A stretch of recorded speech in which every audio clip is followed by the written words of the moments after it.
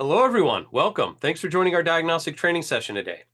Now, what you're about to see is a pre-recorded training session we did over in the United States. But be assured that a lot of the material that we cover is really applicable to any automotive application. So just be aware that yes, it is a lot of North American vehicles, but a lot of the same principles apply over in the UK as well. Now, if you have any questions, if you're watching this during the premiere, you can just leave it in the chat. We'll be monitoring that. And if you're watching this after the premiere, then just feel free to leave a comment underneath the video, and we'll get to those as we can as well. So my name is Jason Gabrenas. I'm one of Snap-on Diagnostics technical trainers. I've been in the training department since 2013, traveling around North America, helping techs and shop owners get the most out of their diagnostic equipment. Before I did that, it was a couple years as a diagnostic sales rep at Snap-on, so I had a group of about 30 different franchisees I worked with, as well as the shops that they service, in order to help everyone get the most out of their diagnostic needs. Then before I did that, it was 8 years at Subaru, so I worked in a dealership, and over time, I guess, I just became that default diag guy in the shop. So I always ended up having the drivability problems, the intermittent problems, the weird wiring problems that would show up on those cars. And that's really where I cut my diagnostic teeth, was trying to figure out all those weird head scratcher type cars that had come into my bay. Then before that, a bunch of other miscellaneous wrenching jobs. Been a little over 25 years under hood experience for me. So our topic tonight is hidden gems on your Snap-on scan tool. So we're going to talk about a few things maybe you're aware of, maybe you weren't so aware of.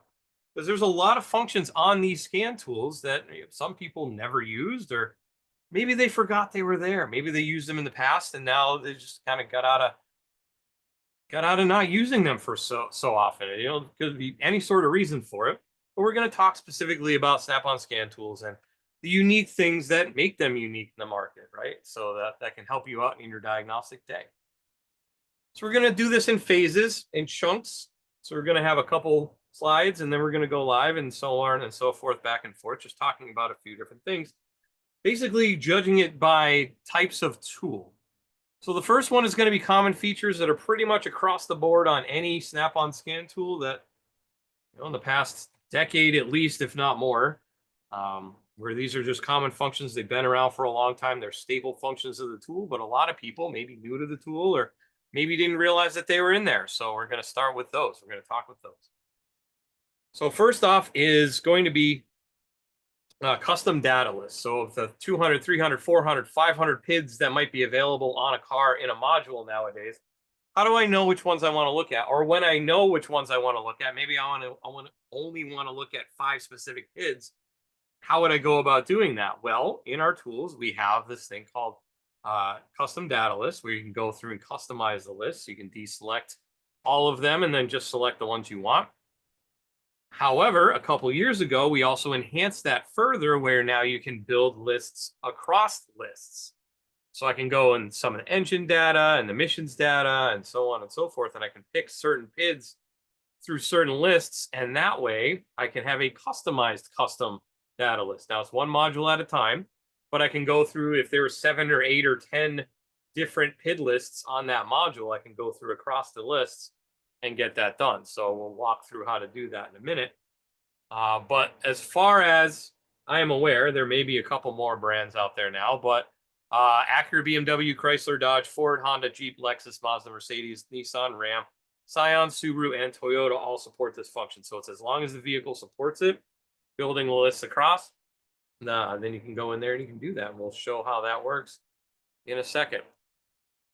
Also, another thing that is data related that all of our tools are capable of doing is setting PID triggers. So what a PID trigger is it's a maximum and a minimum that I can preset, that if that PID ever goes outside of that, it will flag it and it will save it automatically, and it will put a little marker in the PID file, the data file, to let me know where it screwed up. So in this case, we can see this is a PID that's set up and being monitored, and we can see the blue flag. On some of the tools, it's a blue flag. Some of the tools, there's no flag. It's just you have the markers there where they'll turn magenta on this particular tool. So there's your max, there's your minimum that you set, and then you arm them. And when they're armed, they turn this magenta color. And then once it triggers, like right here, we can see where it triggered and it turned red. On the tools with the flags will have red. And then you'll have a red line denoting where it went out of parameters. And then you'll have a green line on all the other PIDs where it says, okay, well, that's where the other parameters were when that one messed up.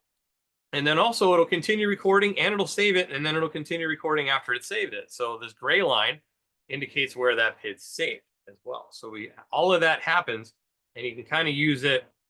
You use it for multiple things. So let's say I'm taking a road test and trying to check a throttle position sensor that's dropping out on me. So I'll set the minimum at like 0.5 volts or whatever. And if I'm driving full throttle, it shouldn't see 0.5 volts unless I have a dropout, a glitch. Other example I like to use is say, I don't know what I'm looking for, but I want to be able to save it when whatever bad happens. So I can set up a switch, like for example, the cruise control switch or something like that. As long as there's a PID for it with an on-off, I can set that as a PID trigger and then hit the switch when the car bucks or jumps or whatever, and then it'll save all the data that happened at that point. So that can be a huge, huge time saver when going back to reviewing the video. So let's go live on the tool quick, and then we'll come back. Like I said, we're going to go back and forth here a few times. I got my Solus Plus up here. There we go. All right, Solus Plus. So let's go through custom data list as well as PID trigger. So I'm going to load up my demonstration Toyota this time. Okay. And I'm just going to go into the engine screen because that's where we're going to go and look at data. So we'll just go to engine. And we see we got codes, we got data, third one down. And then you see I have a custom list from before. It will store your custom list on the vehicle until you power cycle the tool. So that's the one I made earlier tonight, but I'm just going to go into engine data 1 and just kind of show you what's going on. I'm going to change that back to numbers. So we can see a lot of PID data on this, and this is just the engine category, right? So if I wanted to customize this, I can go up to the top where the check mark is, select that, and then now you see it has all my different PID categories. So I'm going to unselect those. You see there was 100 PIDs in there. So let's say I wanted to look at this, and maybe load, and maybe mass airflow and atmosphere pressure, right? Then I can close that, and I can go over here to my throttle control. Maybe I want to look at throttle control, because you see there are some of the PIDs carry across, but let's say I wanted to look at accelerator pedal, throttle sensor. I can look at a few of those. Close that. Maybe I wanted to look at some variable valve timing stuff too. Things like control status, angles, etc. Maybe I wanted to see all that. Now, in order to save this, hit the back button. It's just going to go back to the main list. I have to hit the check mark to save it up there. And when I do that, it's going to bring me there, and there's my custom list, right? We see our VVTs, accelerators, etc. Now, if I wanted to set a trigger on this, I'm going to highlight the PID I want. Actually, I'm going to change this into graphs so it's easier to see. So there's my trigger PID. I'm going to go to 4 graphs right there. And then I think the good one for this is the mass airflow, right? Oops, I locked that one by accident. That's another thing that you can do is lock. There we go. Okay, so mass airflow. So that's the one I want to set. So I'm going to highlight the one I want just by tapping on it. And then I'm going to go up to this icon up here that looks like a line above with a squiggly line below. Set my trigger. And you're going to tell it where you want the upper limit to be. So I'm going to bring that down a little bit. And then hit continue. And then it's going to tell it where the lower limit is. That looks good to me. Hit continue again. So now you see my PID is here. And I have 2 gray lines going across. I'm going to wait till it comes back down. Then I'm going to go to arm triggers. They're going to turn magenta. And then when it goes up above, it's going to beep. And it's going to set a red flag. And it's going to put a red line in the data and a green line in all the other data points. And then give it another couple seconds or second, and it's going to save it. And you'll see that when it saved it, it put a gray line in there, and it kept recording. That's another thing about Snap-on Scan tools. They will record all that data, whatever data is available. So my custom list, it'll only record the custom list. But if I had the full PID list in there, we record the full PID list as well. So just be aware of that. Even if it's off the screen, even if I scroll, it pops up. It doesn't restart. It doesn't start over like some other tools on the market do. So that's a couple little gems that you may or may not have been aware of, because there's other ways we can automate this nowadays too that we'll get to in a little bit. But that's just a couple good examples right there, right off the go. And you also see when I back up, we see custom list. So it'll be whatever your custom list was that you saved until you power cycle the tool.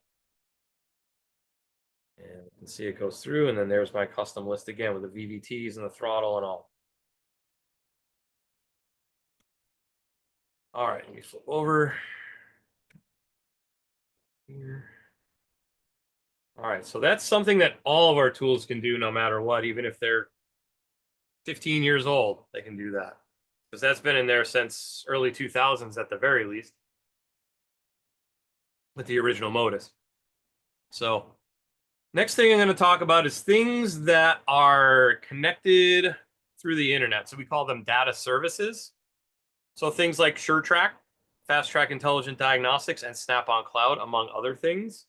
But in order to access anything that's on the server, any of these things, you do need current software or subscription or data plan, depending on what tool you have, and also connected to Wi-Fi. Since all this stuff is up on a server, it needs to come down to the tool, which means it needs to be connected to Wi-Fi, either through, your router or a hotspot on your phone. Either way should work. But these are a few things that this makes use of. So the first thing I wanted to talk about is pre-scan and post-scan. Right now, this isn't necessarily exclusive to Snap-on, but how we lay it out and how we kind of go through it is. So it's important to do a pre-scan on every vehicle because you don't know if there's codes in there. There might be codes associated with modules that don't have lights, things of that nature. So it's going to document what needs to be repaired, and that's going to help you document with your customer what they need done to their vehicle. So we can see it marks it yellow for if we have a problem, and marks it green if there is no problem in the module. And then, of course, after the post scan here, everything's green there. That's going to document that the repair is complete. Now, the nice thing about this is this automatically uploads to the Snap-on Cloud. So like I said, you can access those files after the fact. It'll upload for free as long as you're connected. Actually, it's funny. I got a message from someone the other day and say, hey, I'm having trouble setting up printing on my tool. How can I share these with my customers? So I said, oh, well, have you connected it to the Snap-on Cloud service?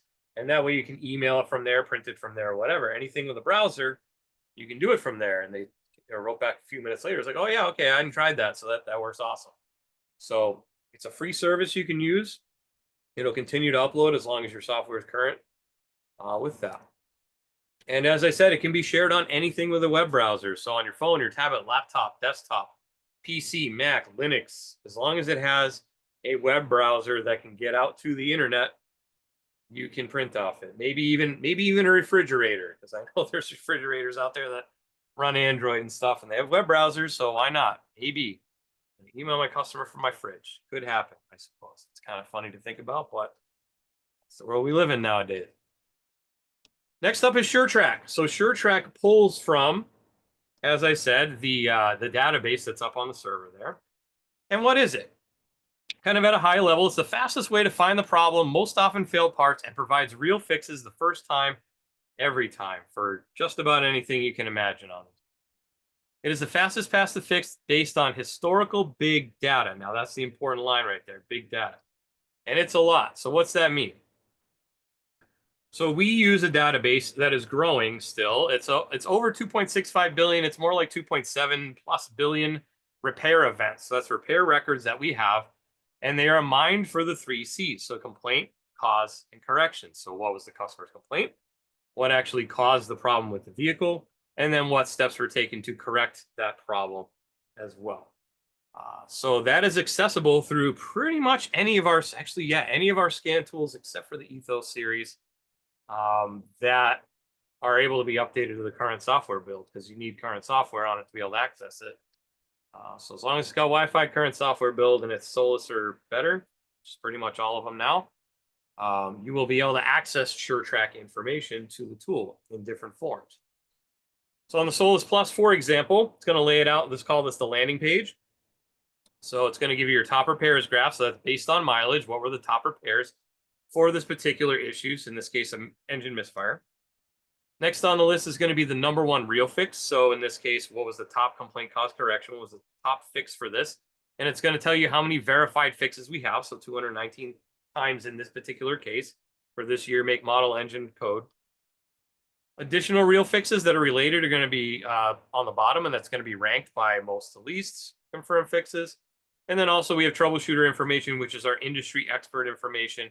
Once again, based on the code, it could be articles from another technician, could be code set criteria, some tips as to what actually would set the code, things of that nature. So that's what that's going to be. But did you know, and this one may very well be one of the more hidden gems, because we don't really talk about it too much, and I think we need to talk about it more. Because if you have a Snap-on scan tool that is current, that is attached to your technician profile, which it would need to be if you were going to use the Snap-on Cloud, or if you were going to use security link functions, unlock secure gateways and things like that. As long as you have a current up-to-date tool, scan tool, Snap-on scan tool, linked to your account, and then you log in, you go to shopkeypro.com and you log in using those credentials that you have to log into your Snap-on Cloud account, you get access to all this. Now, you may have seen me going through some of this on our the OEM specific series, where I go through the top 10 lists and how many repair orders there are for that vehicle and such. You get access to that same information as long as you have that up-to-date scan tool and you log in with that account. And I'm going to show you how that works in a minute. So you go in here and you can actually do a search as well. It'll give you real fixes, top repairs, causes and fixes, and tips in there. Just like you would see some of that stuff on the tool, but the ProView thing is pretty cool. I'm going to show you that one too.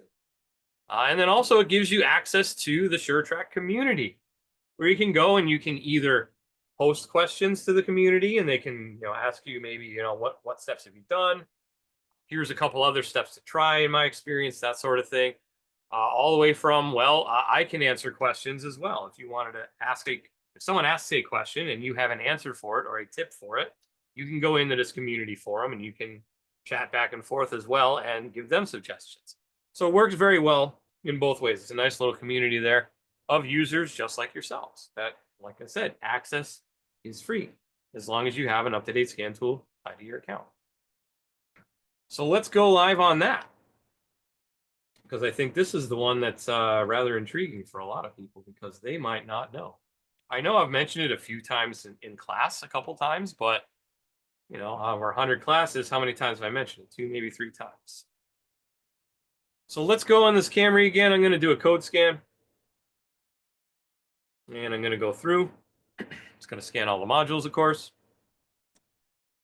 Now, before we even go into the SureTrack information, I do want to mention a couple things on this pre-scan as well.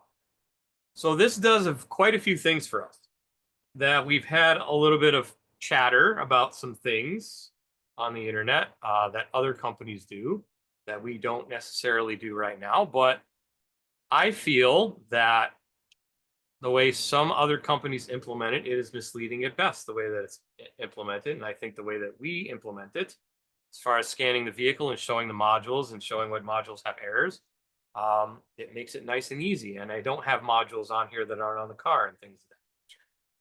So we see triangle means we have a problem with that module. There's the codes. Green circle, no problem with the module. Scroll all the way down. You'll also see that it goes into the OBD2 side of the computer, so it'll read codes and permanent codes. And it also checks readiness monitors, which is important. Now, another thing that this does that maybe you might not be aware of is I can tap on any of these modules and it'll bring me into that module, just like you can do on other tools. So there's engine, right? I tapped on engine. I can go down. Let's say I wanted to go into analog brakes. Brings me to analog brakes. Any of these modules are selectable. All right, I can go in there and it brings me into that module, and then I can just pop back. All right, it makes it super quick, super easy. Now, if I want to check this code out, I can just tap on the code. And there we go. Brings up my landing page for SureTrack. Now, this is Solus Plus, so it's going to have SureTrack information.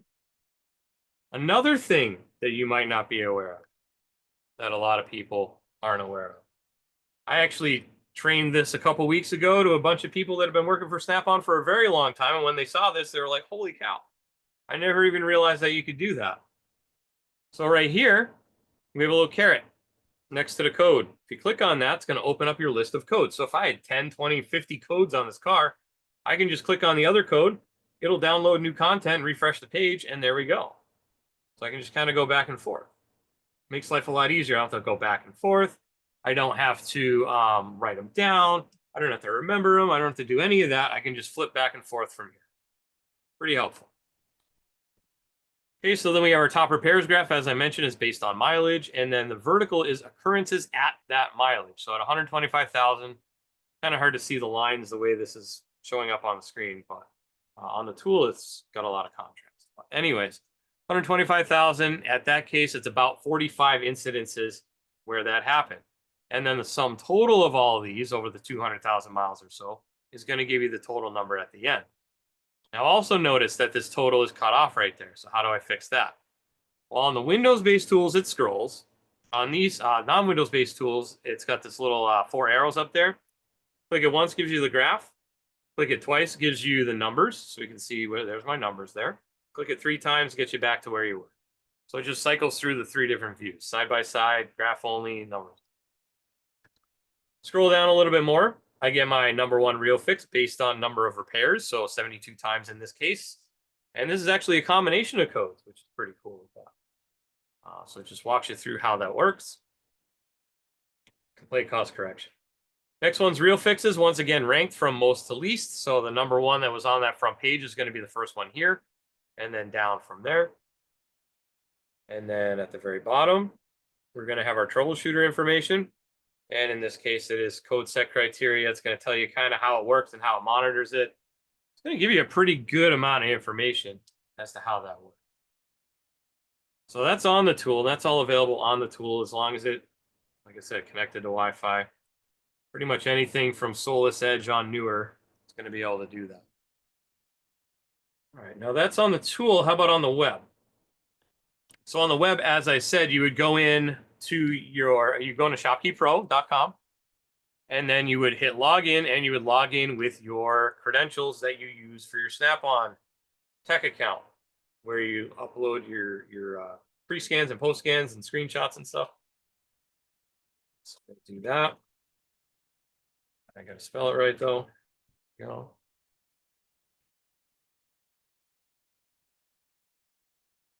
And it's gonna drop me in here, and you have to pick a vehicle. Now, in this case, I'm going to pick my own vehicle. So it's 2011 Subaru Forester X Premium. There you go, automatic. Now, also, I would like to note that vehicle history works and VIN or plate works. So you can punch in a license plate and do it that way. And then vehicle selection. Wiped out my vehicle selection. Well, I can just go to, I'll just go 2011 Subaru.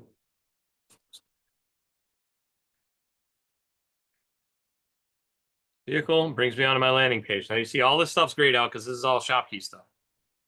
But down here, this is all our SureTrack stuff based on those 2.7 billion repair orders. So I have, and you may have seen this, like I said, when I've been doing my OE specific series. So 195,709 repair records we have for this year, make, model, engine, pads, rotors, things like that. Top 10 components, top 10 codes, top 10 symptoms, and then top 10 search lookups, and that's what's been plugged in here. Oh, good. Look, head gaskets on a Subaru. Go figure. But I'm going to select this code right here. And over here is just going to be my main results page. Over here is going to be my results refined by the top repairs. So in this case, the top repair for this code is auction sensor. So let's just say it's that. And I'm going to go into real fixes, and you're going to see a lot of real fixes there. Top repairs graph is going to give me my top repairs graph. Now, one interesting thing you can do on the web version is see how it's kind of messy down here and it's kind of hard to see what's going where. I can actually turn these off independently of each other just by clicking. And sometimes it can clean it up if it's a messy looking graph. So that's helpful. Causes and fixes. Now, this is called ProView. And what this does is it gives me either just the code to start or multiple codes. So if I have this code, it could be any of these. If I have these 2 codes, however, more than likely the auction sensor. I have these 3 codes, it's auction sensor. These 2 codes, auction sensor. I can see a theme here, but it's just kind of interesting how a straight lean code, there's a lot of different possibilities. But if I have a combination of other codes, it may very well be that auction sensor, and then I would just have to look. Obviously test it, but That's a great way to do it. And then tips, that's going to be those code tips that we would have in the troubleshooter tips, right? So you can see that right there. So I think that is worth its weight in gold, just that. Up-to-date Snap-on Scan tool loaded to my tech account, and I get access. We changed how we do that. I think it was earlier this year, if I recall. So it used to be you have to get a code every 6 months. You have to plug it into your account. You'd have to authorize the code and everything. It kind of became a whole thing in order to do that. So we just made it easy and just said, all right, fine. We'll just, if you have an up-to-date tool and it's linked to your account, use that login and you're good to go. It's easy. Okay. So that is that. Let's go to the next thing. Okay. So this one's on a different batch of scan tools. So that was pretty much any scan tool to a certain point. It's for the SureTrack stuff. So we're going to go down now to service resets and relearns, which is available on any tool with Fast Track Intelligent Diagnostics with an active subscription or a data plan, and then VeriSedge on current software. So it is on all the intelligent diagnostic tools and VeriSedge. So what this does is this is a quick menu that shows up on the screen below code scan and clear out codes and above your modules. And what this does is it lays out resets, relearns, recalibrations, all those sorts of things that you need to do on a car that there could be dozens to choose from, and lays them all out by job in a combination. So for example, if I replace an evap vent solenoid, what might I need there? What bidirectional controls? What resets? What relearns? Replace or relearn variable valve lift actuator, replace or relearn oxygen sensor, for example. I can go in there. It's going to give me a top repairs graph again. Going to give me any related TSBs, bulletins, recalls, and campaigns. And it's also going to have any of the bidirectional controls there, which is what these four are. And then also this is the reset down there to reset the heater. So very helpful. I can actually do that. And I'm going to show you a really interesting case of where that can definitely come in handy on my Zeus. So I'm going to hook up to the towel.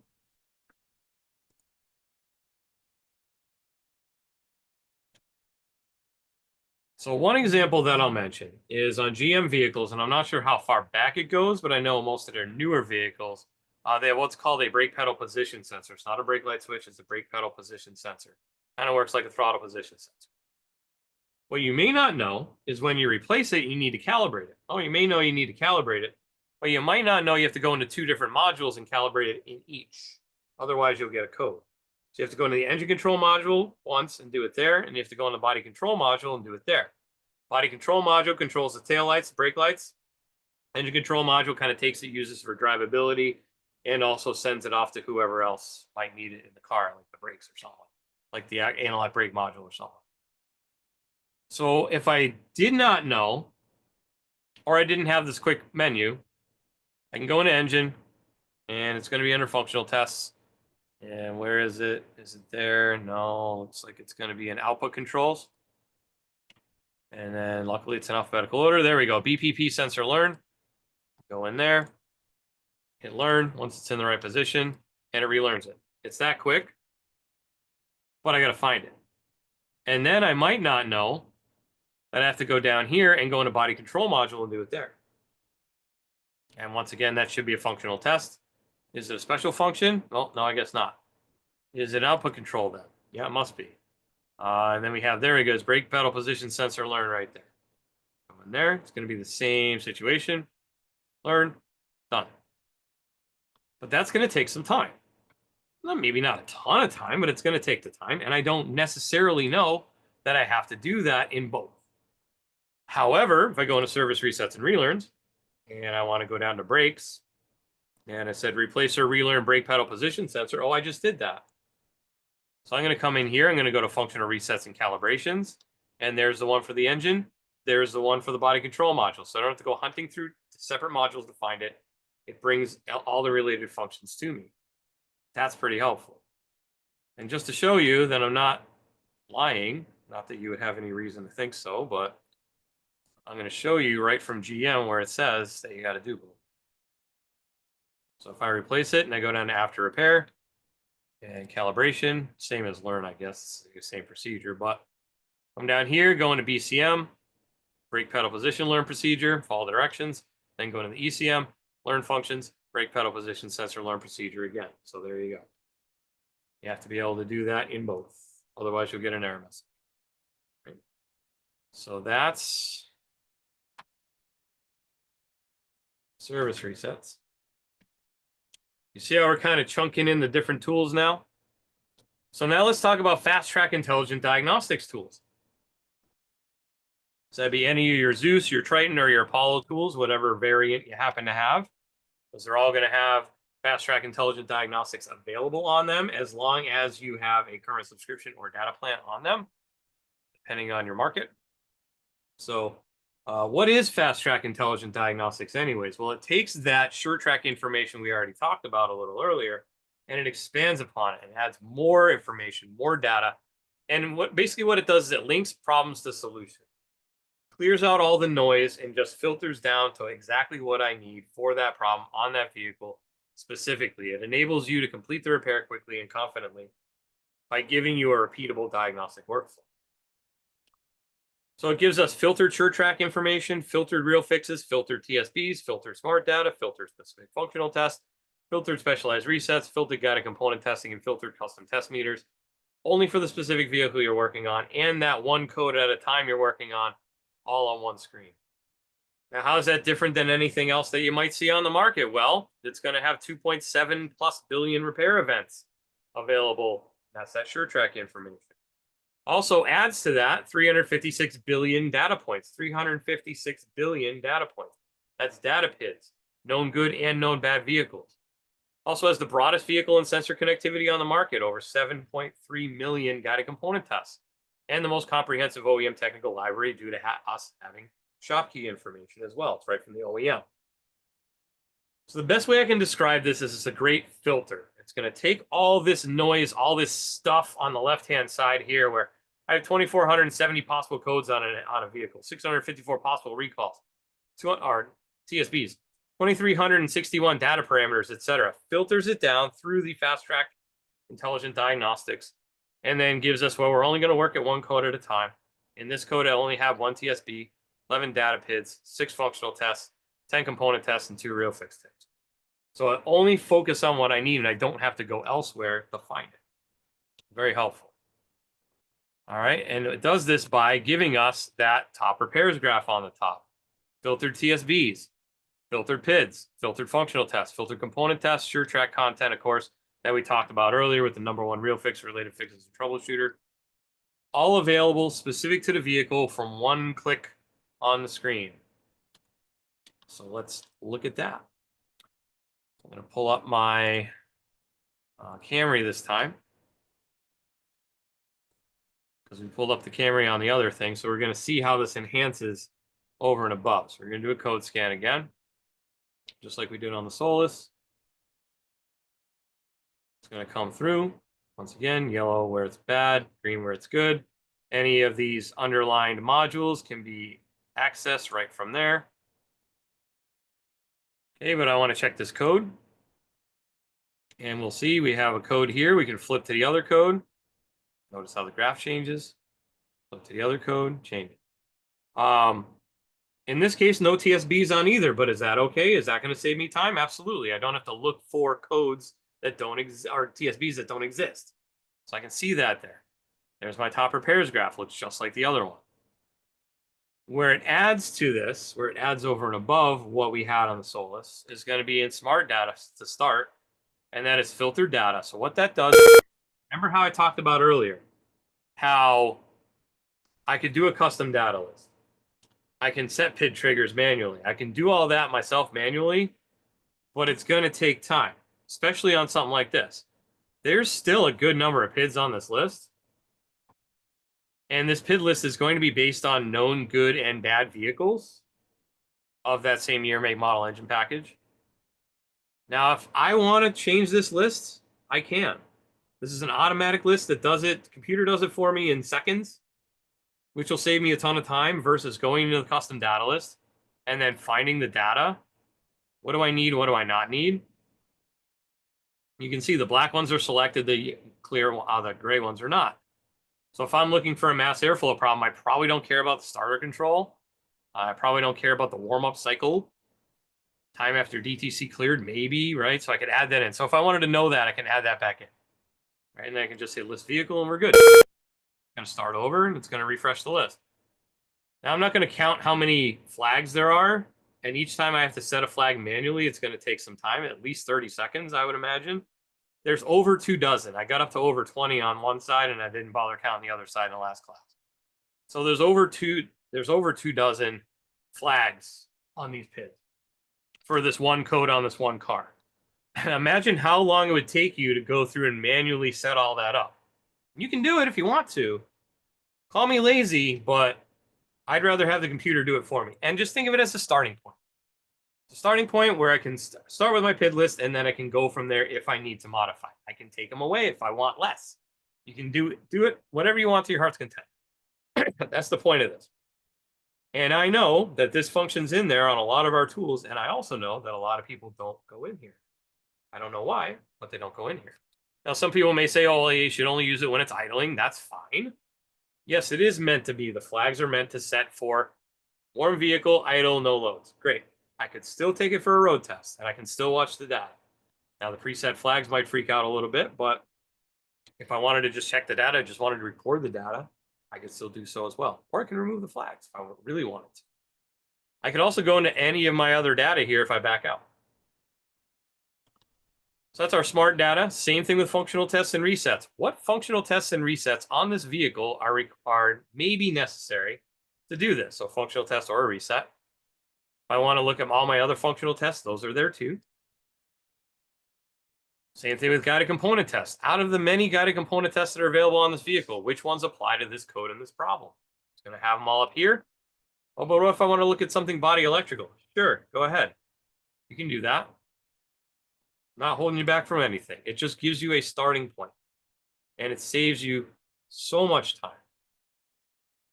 And if we go down the bottom, we have our SureTrack information again, top real fix, additional real fixes, troubleshooter, and then if you have a Zeus tool and you have Shopkey or Mitchell, it'll actually link you to your Shopkey or Mitchell account.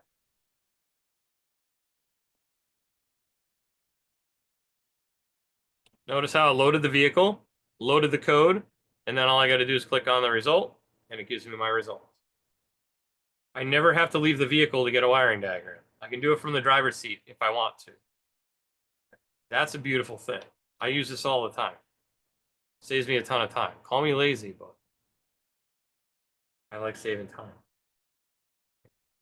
Okay, that's that. Let's go to the next section, which is going to be our last little tidbit here.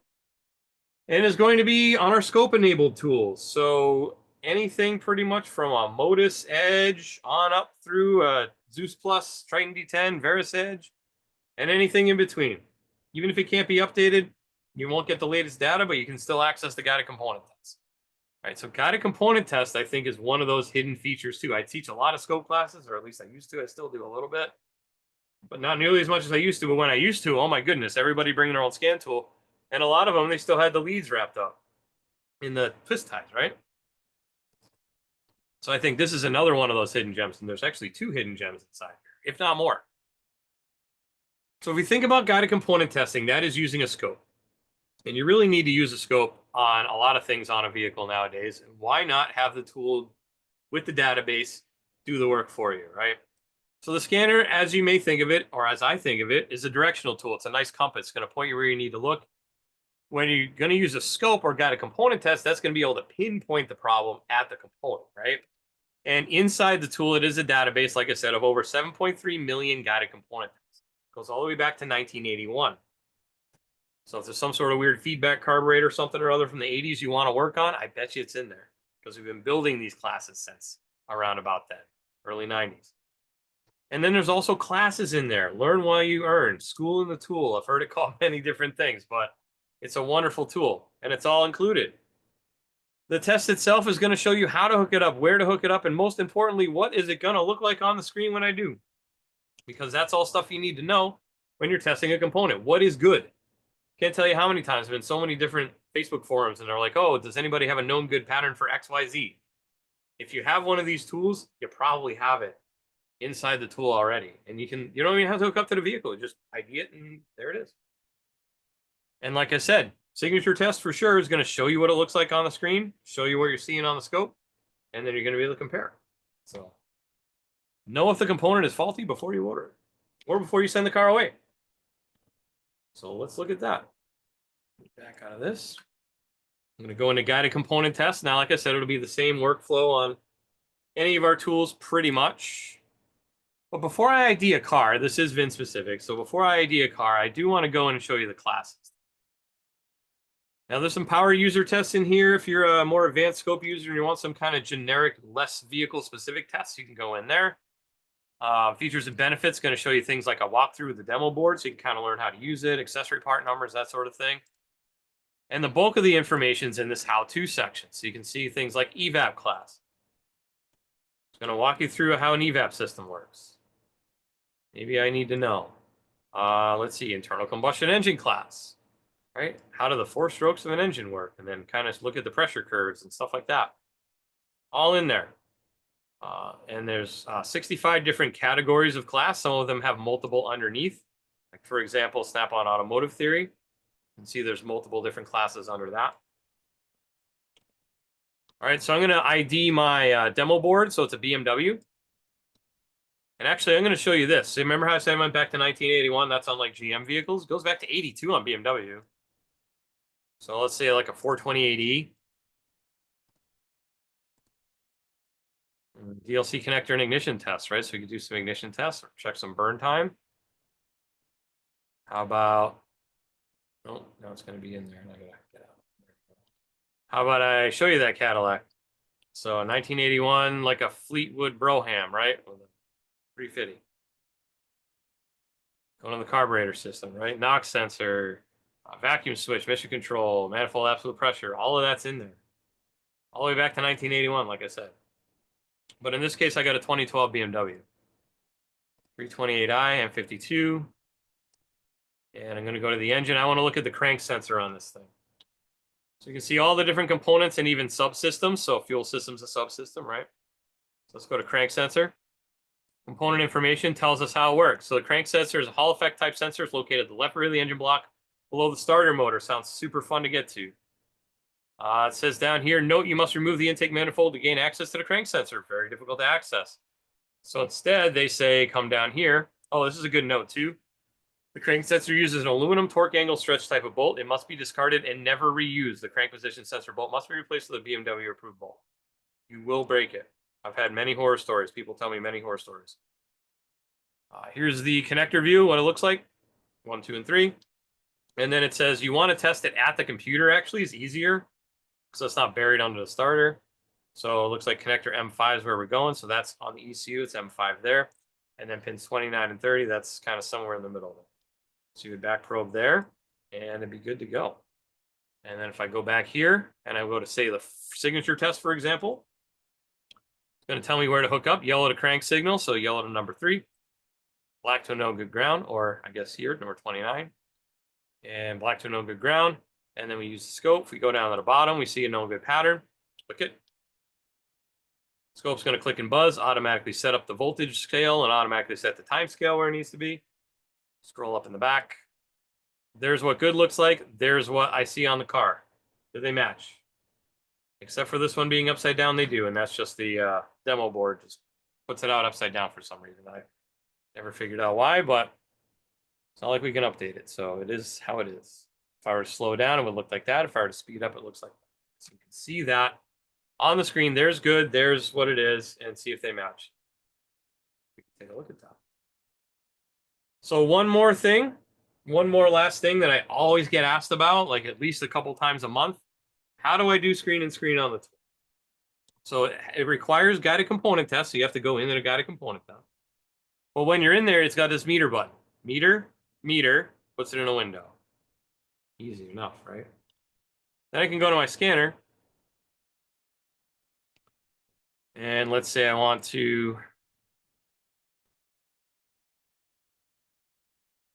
look at some data at the same time I'm looking at my scope. So I can go to my engine and go to my data. Let's say just motor operating values, I guess. There's my data.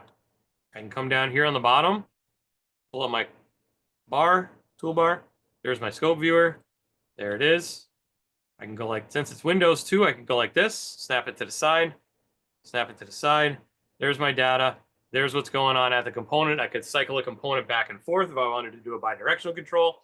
I can see what the data is over here versus over here, whether or not the voltage is matched, that sort of thing. So a lot of helpful things you can do with a Windows-based tool. Non-Windows-based tool, you can kind of switch back and forth. But this is the easiest way to see what's going on at the computer and what's going on at the component with those tools.